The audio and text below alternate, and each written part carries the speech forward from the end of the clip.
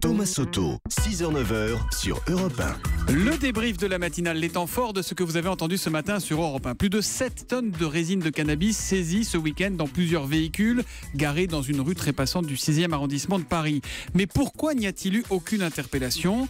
Écoutez les explications du directeur des enquêtes douanières. Il était mon invité à 6h45 dans Europe 1 vous répond.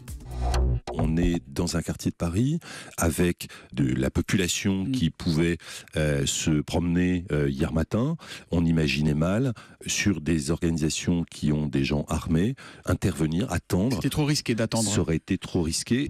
Nous avons donc choisi d'enlever ces véhicules et bien entendu, un travail de police technique et scientifique est en cours d'opération de manière à pouvoir donc démanteler le réseau.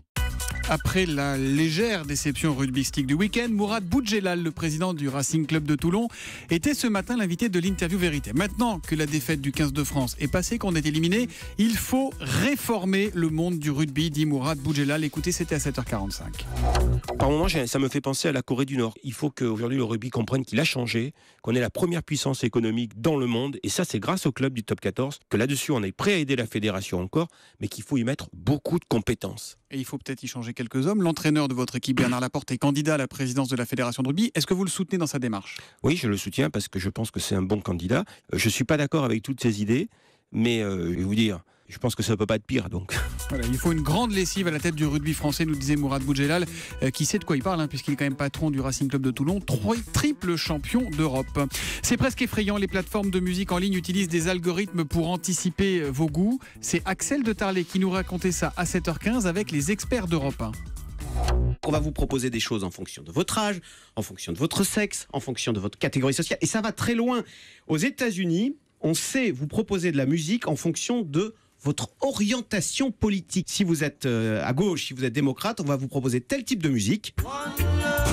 C'est pas cliché, c'est bien, c'est pas caricatural. En revanche, si vous êtes à droite et que vous votez républicain, on va plutôt vous proposer tel autre type de musique. Jolene, Jolene, Jolene, Jolene, I'm begging her. Dolly Parton, donc si vous êtes plutôt à droite, nous dit Axel de Tarlet, avec les experts d'Europe 1 tous les matins à 7h15, c'est de l'info fraîche, de la politique avec Alexandre Cara, de l'écho donc avec Axel de Tarlet, l'actualité européenne avec Alex Taylor, et puis l'innovation avec Anne Le Gall.